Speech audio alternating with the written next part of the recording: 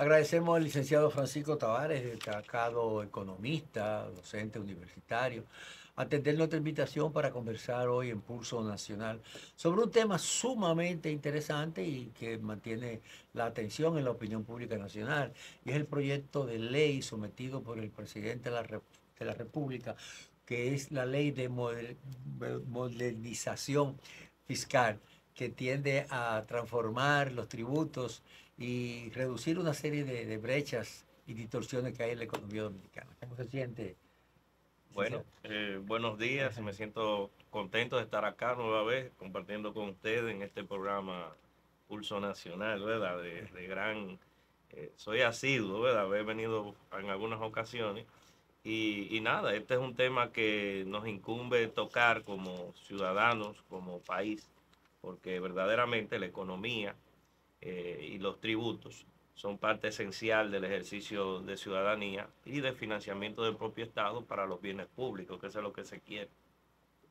El propósito fundamental de esta reforma, de este proyecto de ley presentado por el Ejecutivo y que está siendo y debe ser conocido ya por el Congreso Nacional, es crear, hacer una serie de distorsiones, quizá un ejercicio de responsabilidad gubernamental, porque Ujú. todos los partidos políticos, todos los candidatos, todos los dirigentes habían abogado siempre por la necesidad que tiene el país de hacer una reforma fiscal, en función de que si bien es cierto que tenemos un desarrollo, en cuanto a un desarrollo, un crecimiento de casi un 5% promedio en la economía del país, no menos cierto que hay un déficit cuantificar enorme, por ejemplo, en lo que está sucediendo con el Banco Central, y hay una serie de distorsiones que son necesarias. El gobierno no puede seguir endeudándose, hay que buscar un equilibrio entre los gastos y las necesidades de inversión, que son cada día más crecientes y mucho mayores demandas. Entonces había que hacerlo. Yo creo, hay quienes entienden que es un acto de responsabilidad de parte del presidente asumir en este momento ese compromiso. Ha habido mucha oposición de algunos sectores, por supuesto, a nadie quiere que le quiten su privilegio, pero creo que debe de ser en el equilibrio que todos Claro. aportemos. Claro, uno debe de aportar más que otros. Sí, así es. Bueno, lo primero que yo creo que hay que contextualizar es que este proceso de que el gobierno llama de modernización fiscal o de reforma fiscal era un mandato que estaba incluso inserto en la Ley de Estrategia Nacional de Desarrollo.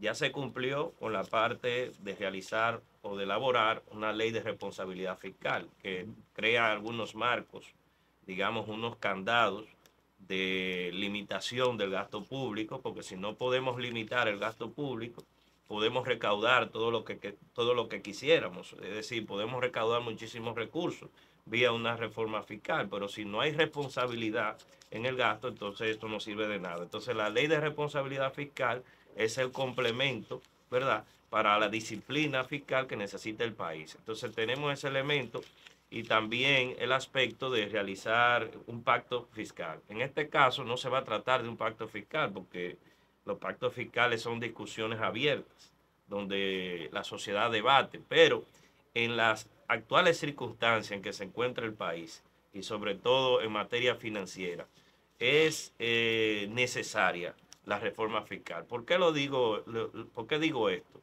La ley de modernización fiscal viene a atacar una serie de situaciones que se han venido arrastrando desde años atrás, es decir, un déficit estructural que está dentro de los 2.8 a 3% del PIB anual, o Wow, sea, no muy importa fuerte. lo que se haga en materia de dinamización y movilización de recursos, casi siempre se llega al mismo resultado en cuanto al balance fiscal, que es un 3% y un 2.8% del PIB.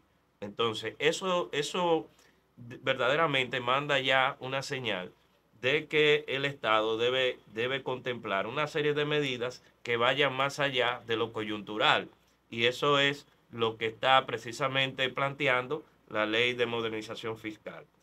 En ese sentido, pudiéramos decir que la ley de modernización fiscal es una respuesta a una situación estructural que tiene nuestras finanzas públicas.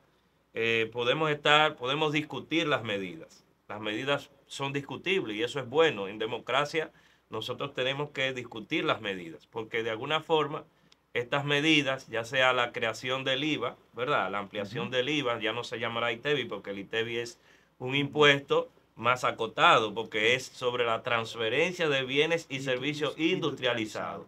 El IVA tiene que ver sencillamente con el valor agregado, o sea, cualquier producto que tenga un valor agregado en la producción o en la misma puesta en el mercado, pues puede ser alcanzado por el IVA. En ese sentido hay una ampliación de la base imponible, que eso, digamos, es lo que más preocupa a la población de bajos recursos. Pero al mismo tiempo yo creo que el tema de la ley contempla algo que todos los dominicanos de alguna forma hemos querido, y es que los tributos y el sistema tributario sea progresivo. O sea, hay algunos indicios de progresividad. ¿Cómo cuál? Como el impuesto al patrimonio inmobiliario. Yo estaría de acuerdo, no con que la tasa sea proporcional al 1% para todo el mundo, porque hay que estar claro, hay una clase de media que tiene una vivienda para su familia que puede estar en el rango de los 6 a los 8 o 9 millones de pesos. ¿Entiendes? Entonces tú le vas a aplicar a esa clase media ya arrinconada, ¿verdad? Por la deficiencia de los bienes públicos, que tiene que pagar los servicios privados de energía eléctrica, tiene que pagar colegios, tiene que pagar todo lo que el Estado quiere resolver con la ley, porque hay que decirlo, se va a recaudar 122.000 millones, se estima, ¿verdad? Sí. Pero el objetivo me parece loable, porque presenta en qué se va a invertir. Lo que nosotros tenemos que ver es si, como ciudadanos, tenemos que darle seguimiento a la ejecución de ese plan, porque de eso se trata. Nosotros como ciudadanos debemos, de alguna forma, acompañar al gobierno en el cumplimiento y en la fiscalización de esa medida. ¿Cómo cuáles? El equipamiento y el mejoramiento de la eficiencia de la Policía Nacional para atacar un tema que es, digamos, que es una de las prioridades que sale en todas las encuestas en el país, la seguridad ciudadana.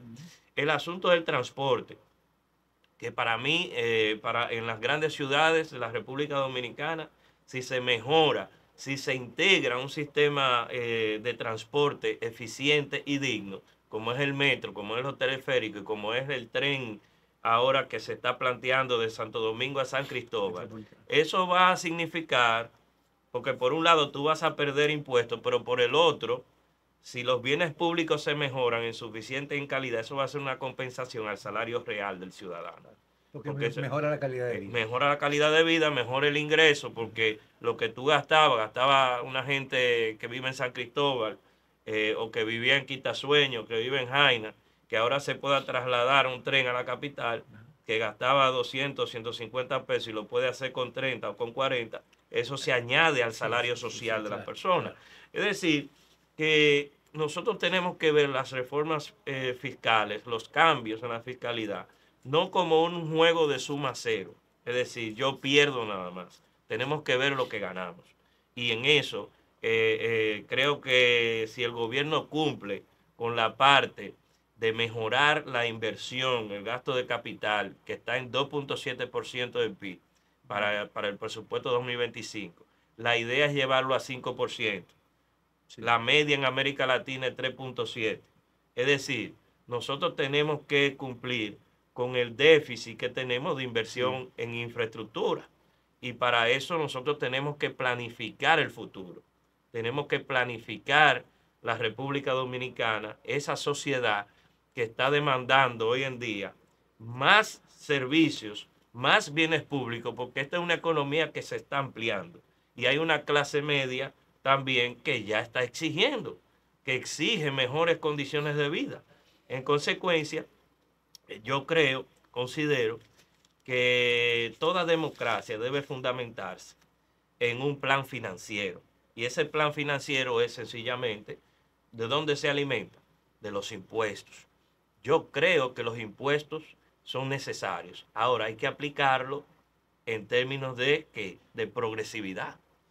En ese sentido, el IPI tiene que ser con tasas escalonadas, no puede Claro. ser con 1% para todo el mundo. Claro. Porque el que tiene 15 millones de pesos o más en patrimonio inmobiliario, que es el único impuesto a la riqueza en este país, debe pagar más. Yo digo en 1.5, 1 para aquellos que están de 10 a 15 y de 0.5 para aquellos que están de 6, de 5 a 10, para no afectar, por ejemplo, a la clase media que está bien pesada con la carga del Sí. presupuesto familiar. Esa clase media que ha sido la que ha cargado de todo el tiempo en la República Dominicana, lo que han sido los impuestos, los pagos, etcétera, ese alcance que usted acaba de expresar de lo que sería la ley de modernización fiscal,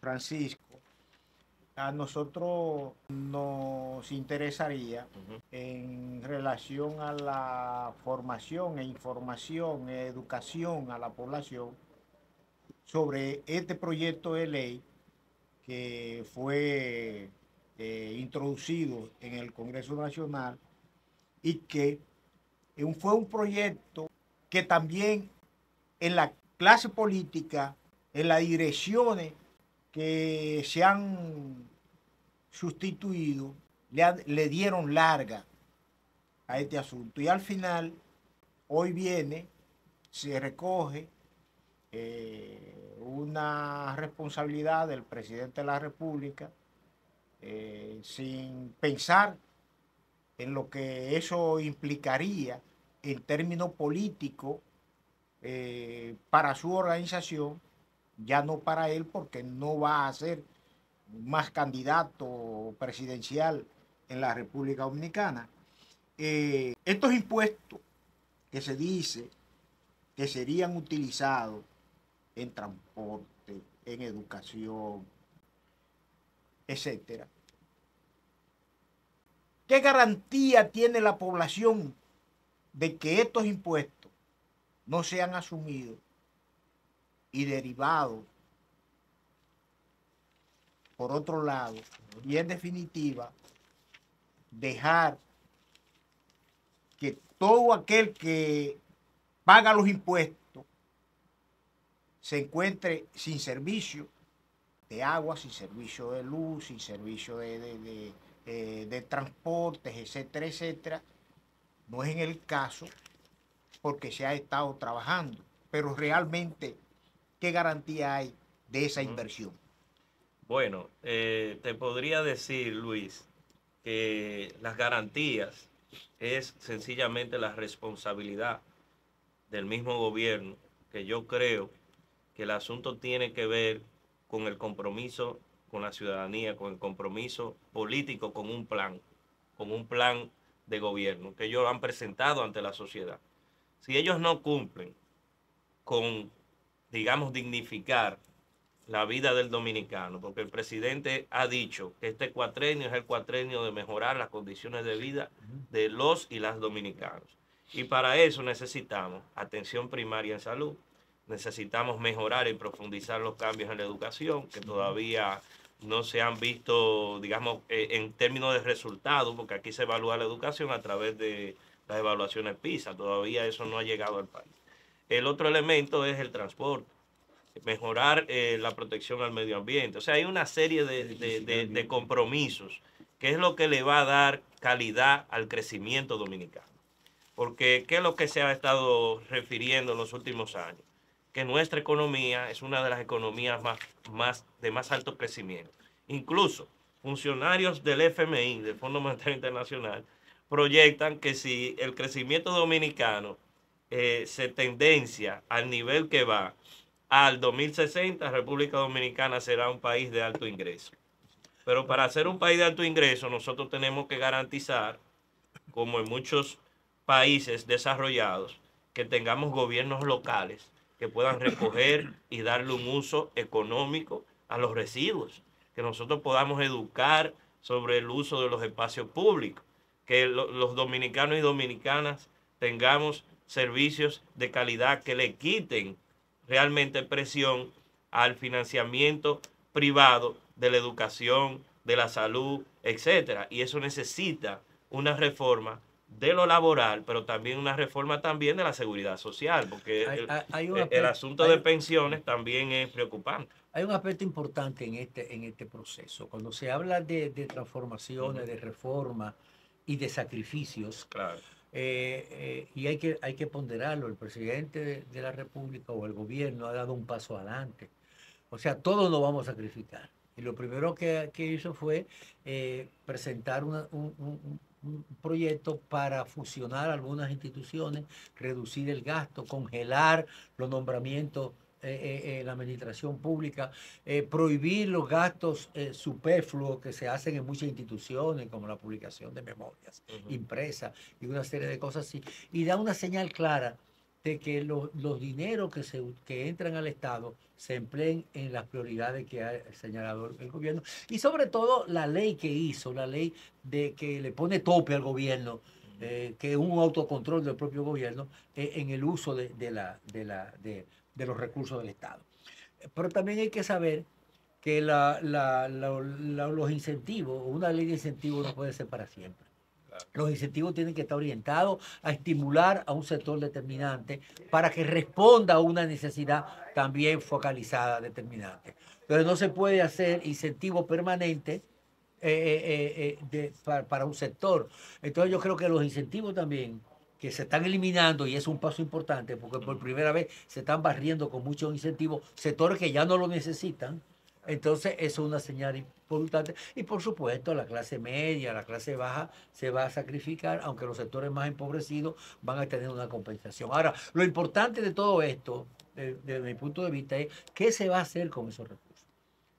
Y el gobierno se ha adelantado a señalar en qué se van a emplear esos recursos. Entonces, yo creo que lo importante de esta reforma hay que verla desde ese punto de vista. O sea, todos los sectores tienen que sacrificarse, porque se habla que la ley de cine, que se va a ampliar la base imponible, pero eso es necesario para tener un control. Y además se ha focalizado algo sumamente importante, porque para llegar a ese 0.2% del PIB, que es de inversión de capital que requiere el Estado Dominicano, hay que producir más dinero.